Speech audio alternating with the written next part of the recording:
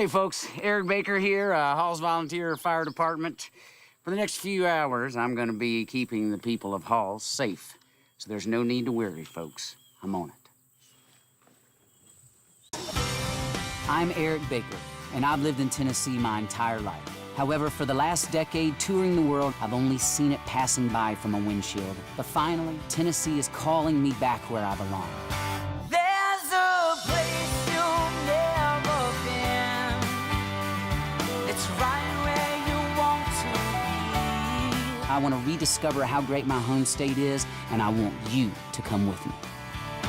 Uncharted.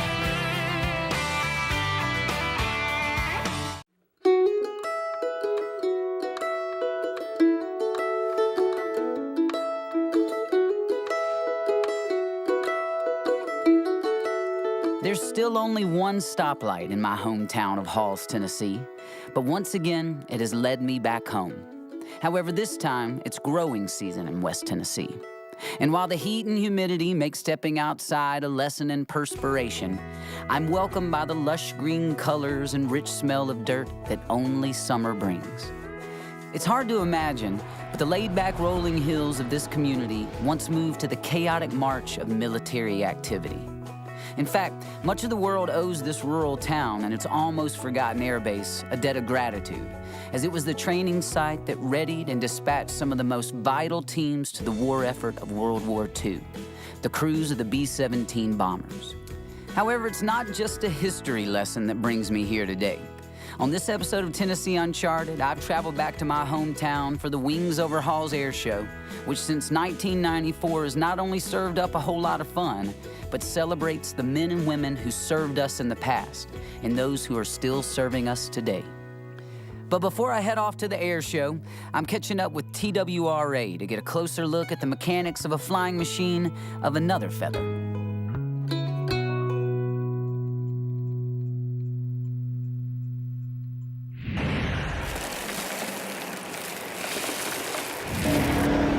All right, folks, here we go. All I can tell you is that it's super early in the morning. It's really muddy. And there are a lot of mosquitoes out here. I just hope there's a lot of ducks out here, too.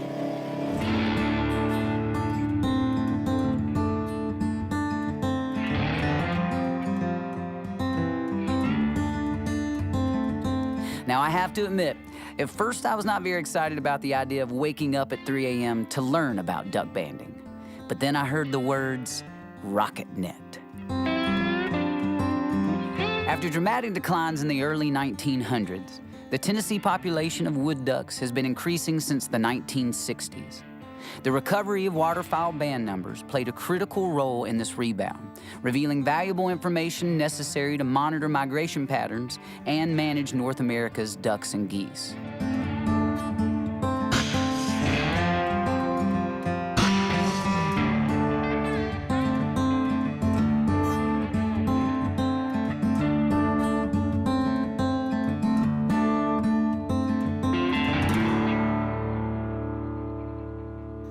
U.S. Fish and Wildlife asked us to band so many ducks to be able to maintain the wood duck in the hunt. This gives you an idea of how your hatch went, how your survivability was on your young ducks.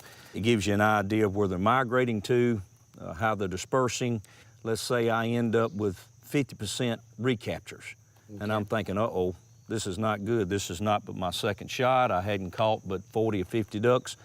And now I'm over here 5 miles over on the next duck site, and I'm catching the same ducks all over again. So that's telling me that undoubtedly I did not have a good hatch, and a lot of the young didn't survive. Okay. The waterfowl biologist would look at it and say, you know what, our hatch is not what it ought to be for the last few years, and we need to readjust the bag limit. But this is a male. This is a hatchier male. This is a young male.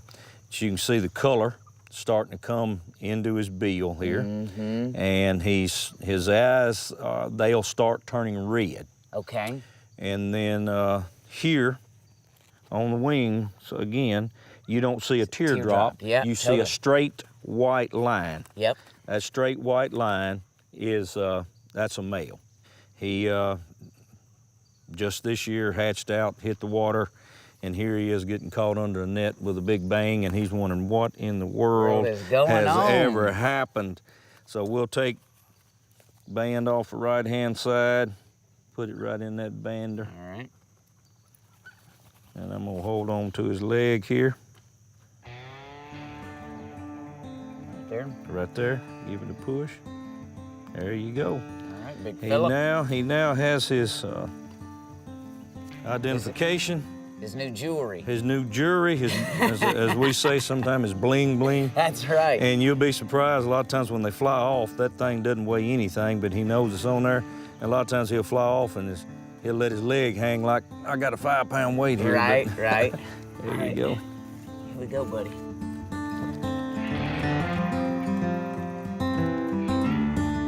Boy, I've never felt more like the Beastmaster. That was now he'll just fly back to me. Before today, I had no idea what duck banding meant. I now see that it's waking up when a lot of people are going to bed, fighting off spiders, snakes, and mosquitoes, trudging through the muck and the mud, and not for fame or fortune, but simply for the sake and necessity of our duck population. I'll be honest, I wouldn't want to do it. But I'm willing to bet a lot of my fellow duck hunters sure are thankful that there are guys like TWRA that do.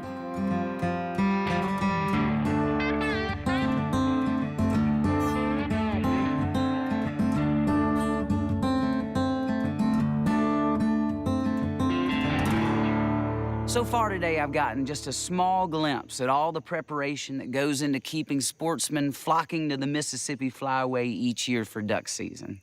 And while tomorrow, I've literally got my sights set high, meaning that I'm heading over to the Wings Over Halls Air Show, I've still got one more group left to catch up with today. A group who, without their tireless efforts and preparation, would leave a lot of people in the hot seat.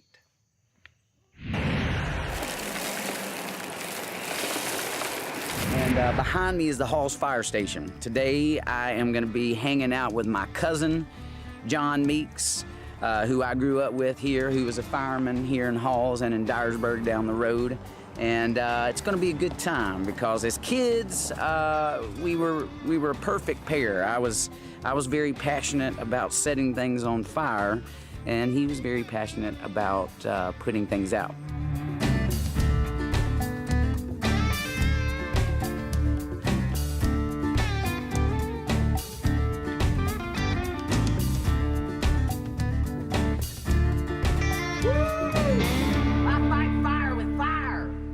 So I'm ready to be a fireman. All right, well, this is your gear. We call this turnout gear. This is basically your outer layer. This is what protects you. This is what is the fire resistant material. Okay. So you get a call, and this is the first thing you do is put the gear on. That's right. I mean, this is whether it's summer, winter, That's right. whether you're going to a grass fire or a house fire. Exactly. This is the first thing that goes on. That's the first thing that happens. You got the coat, you've got pants. They're made of the same material as the coat. You've got your boots. Okay. You've got your hood. This is made of Nomex to keep your ears and your neck from burning. Okay. You've got your helmet to keep your head protected. Yes. And then you've got gloves. Golly. So you mentioned there's like a time limit to putting all this gear on, or? For your state commission, for the commission Firefighter 1 certification, Yes. you have to have just the gear on in 1 minute. All of this All on of this in 1 minute, Well, if I'm going to be a fireman today, I need to be able to put this on in 60 seconds then. pretty much.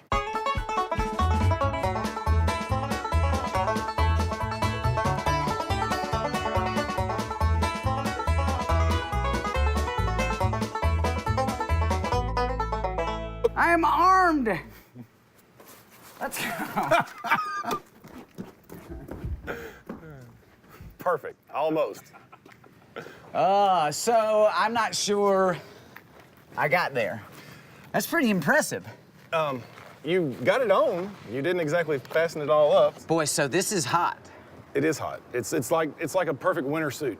It is, but it's not winter. No, it's summer. And then you have to wear this into fire. Into fire where, ceiling temperatures can be upwards of 1,200 degrees. So there's a lot of, fire is just one of the many things you have to be That's right. worried about. If the ambulance is tied up somewhere else and they're gonna be a delayed response, they'll page us and we go make the scene and do what we can do medically until they get there. We've got, I mean, hazmat incidents, we have to deal with those. People, wrecks, it's pretty much kind of fire departments now these days are the catch-all. Man, bring it in. Thanks for doing all that. I had no idea. Man, that's awesome. Hug a fireman. Go find a fireman and hug them and say thank you. That's awesome. So we're heading out now to the house. To the house. Yeah. All right. We'll That dummy is in need of rescue. It is. And I know just the man to rescue her.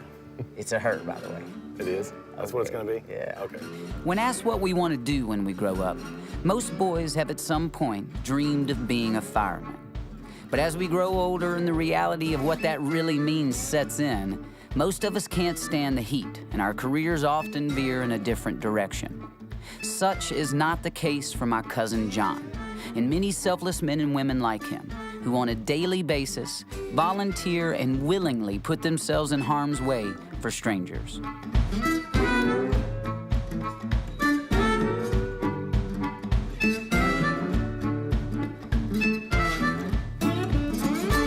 So here we are at the smokehouse, we'll call it, but we are not nothing to do with barbecue or anything like that. We've got a training situation where you have filled this house full of smoke, right? We've got a smoke machine there that makes smoke that's safe to breathe, and we've got a dummy in there hidden somewhere for you to go find. Okay. Just when you're searching a house for a victim, you know, you want to look behind the doors. If somebody's trying to come out, they may only make it to the door, and when you push the door open, they may be behind it. Okay. Look for places where kids hide. You know, inside closets, under beds. Look on the beds.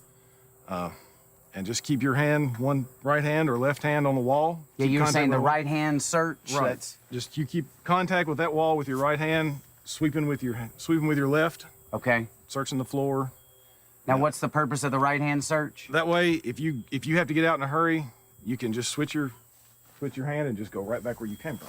Okay. Reverse. Okay. Am I going to be able to see anything? Or You'll be able to see very little. Okay. We've got it smoked up pretty good, so it's going to be very little visibility. Oh, man. All right.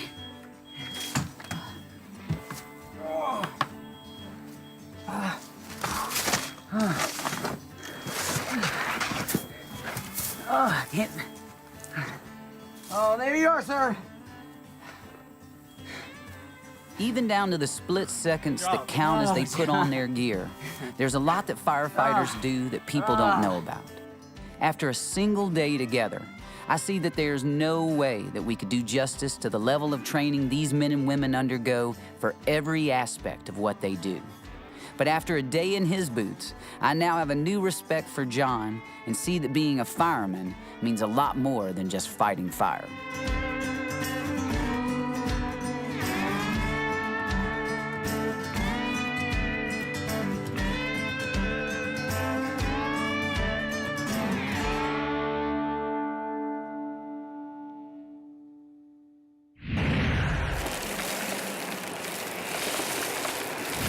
Now, I'll be the first to admit, growing up as a kid around here in West Tennessee, there just plain wasn't much to do. But don't be fooled, because when we put on a show, we know how to pull out all the stops.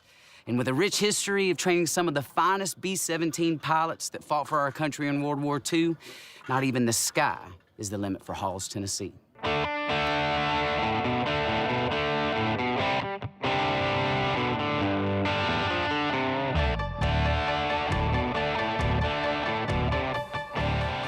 Built in 1942 and deactivated in 1945, the Dyersburg Army Air Base, which is now Arnold Field, was a B-17 training base and final training post for B-17 crews before they were sent into combat to fight in the European theater of World War II.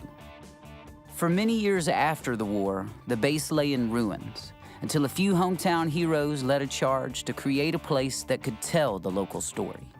That place is now called the Veterans Museum. And in just a few short years, the museum has grown into a 10,000 square foot facility, housing artifacts from the local B-17 training base, as well as artifacts from other theaters of war after World War II. Well, we started out in 1986 with Homecoming 86. First time a B-17 had landed here since 1945. That just got everybody interested in the town of Halls, and it certainly did get me interested. The funny thing is, when my husband and I got married, we didn't have the money to go on a honeymoon, and we watched 12 O'Clock High that night on our honeymoon. Okay. And that's a movie about B-17s. Really? All right. So what can I say? You couldn't let that It's go. a part of your life, It's right? a part of Yeah, my life. yeah. And so then in 1994, we started having our first air shows, which were to show the history of this base, which was a B-17 training base. The B-17 is a 4-engine bomber, and it was here training people in crews. They had already had their preliminary training. This is where they learned to fly in formation, do the bomb runs, and just everything that they had to learn to come together as a crew. Ultimately, someone passing through, I mean, the museum's open Every day. Every day, so why should they come? Why should they come to the museum and to the air show? They can go down and look at the airplanes, which is very unusual at air shows today. Okay. Especially with warbirds. Okay. Now, we do have some newer airplanes, but we don't do jets. Because, you know, in a jet, it flies over and it goes, and it's gone. But with a warbird, it's going like this, and you can hear the engines, and it just sounds really great. This air show flies the past right into the present. For me, the highlight of the trip was getting to go up in a B-17 and then talk to the pilot about what it's like to fly a piece of history. That's the sound of 75 years of time in history that's about to take off and get into the air. And I don't know what that knocking is, but I don't like it.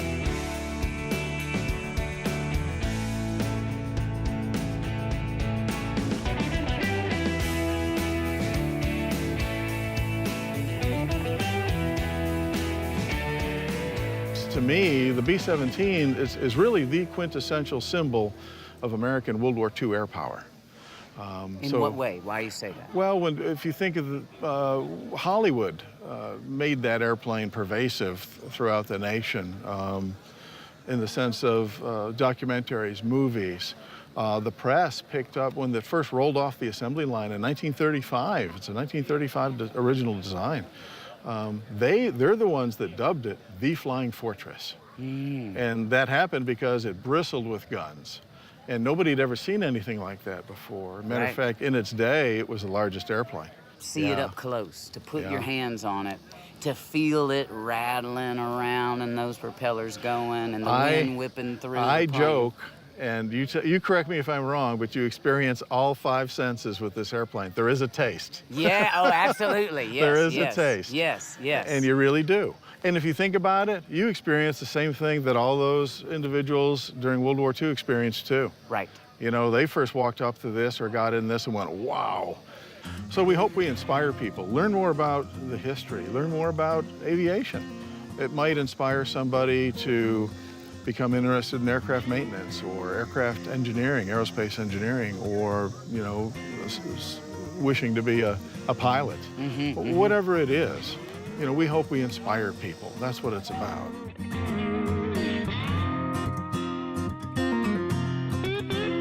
The Wings Over Halls Air Show is a continuation and a celebration of that history, flying to honor our veterans, educate current and future generations, and to preserve America's aviation heritage. The pageantry, performances, and fried puffs of every variety offer visitors not only a chance to lift their heads in wonderment for a family-friendly weekend, but to honor those heroes who fought to preserve our freedoms.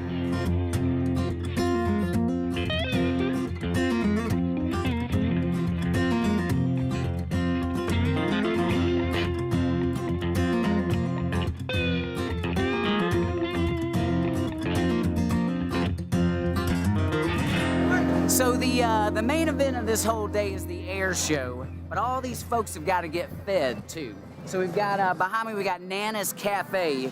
And I'm gonna go back here and see if I can make some people fly with some funnel cakes as well.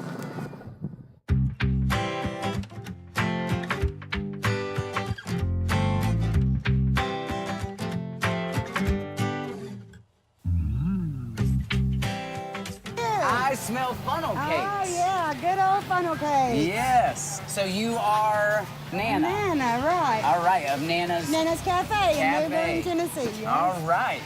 Well, welcome to Halls. So we got the air show going on. That's the main event, but this is a pretty important aspect of the air show, right? Keeping people fed. Right, right. Feed them up. Okay. Well, how many funnel cakes do you think you're going to make this today?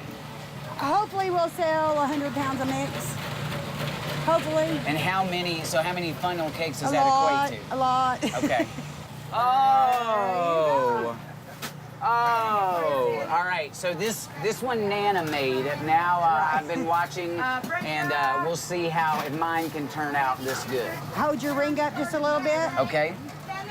Then you take. Wait. I'm are you right-handed. lefty? Okay. I'm There you go right-handed. then. Hold this in your left hand. Okay. Hold your pitcher. Right. Once you hold your thumb on there Hold. because that lid will come off. Okay. And just start swirling it. Swirling along the edge. Yeah, swirl it around. Just start swirling all around your edge. Come on out. It'll come. Shake it a little. Shake it while you're Oh, pouring. gotcha. There we go. There, it's coming. Let us go all around. You try to hold your ring steady. Oh, sorry. It's kind of like, oh. Oh, you're doing pretty good.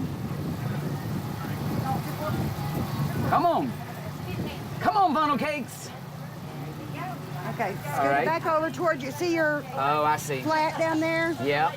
Shake a little more in here. Okay. If you don't hold it to your flat, that's okay now. Okay. That'll be good. Just hold your ring up just a minute, let it catch. All right. Yeah. Oh, sorry, I left It's some. okay. It's okay. We'll just pile it on top. That gives them more funnel cake. They love it. That's what I was going for. This is a double-decker Double-decker funnel cake. right. So we got the special ingredient mix here. Yes. The hot oil, 350 degrees. man. Take your tongs right here and kind of push the side down. You have to get it off that Okay. ring. Get off there, funnel cake. Get Now down take in your there. ring and set it up here on the edge. I can lift yeah, it up. Yeah, lift it up. All right. I'm constructing a flotation device of a fried dough here. Take it under your whole All my little guys your dough here. there. Now just flip it over real easy. Yeah, there you go. People watching at home, why should they come out to the air show? Oh, because it's just cool and all the great food you can get at Nana's. That's and- right, the funnel cakes. The funnel cakes at Nana's, right? Okay. Lots of neat drinks, and the planes do an awesome job. Awesome. Okay, now lift it up Okay. and hold it there for a minute, and I'll get your plate. All right. Put this on there, hold that with your hand. Keep your hand on it. Right. Let me take this. Oh, yeah. Sorry, baby. That actually looks. okay. It looks like. It's ooh, good. that's hot. It's good. It's good. You did a It good looks job. like something, right? Yeah. All right, let me put some powdered sugar Yeah, on. you Is put that all the right? powdered sugar you want. Here, you powder. Just All hold right. it over there and powder all as much as you want. People love powdered sugar, so we usually powder them up Oh. really good. There you go. This looks amazing. Your first funnel cake. Thank you. Thank you. Ah. All right, everybody. I just made my very first funnel cake, and the crew is already enjoying it. Let's get a taste test from Nick. Oh, get it, boys. Yeah! Funnel cake. Thoughts? Erick, man, you make a rad funnel cake. Look at this. The what started out as a small potato over here has now become thinly sliced pieces of heaven on a plate, covered in cheese and bacon. Wings over Halls. So delicious. Oh, look at that. Here we go. Oh.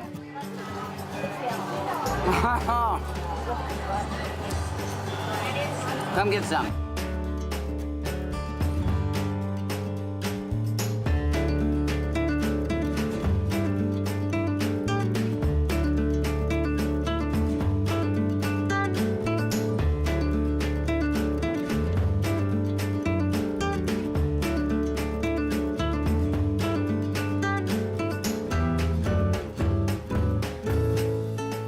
trip, I've had the opportunity to catch up with a whole variety of civil servants who work tirelessly each day to keep the lights on inside the hearts of our communities.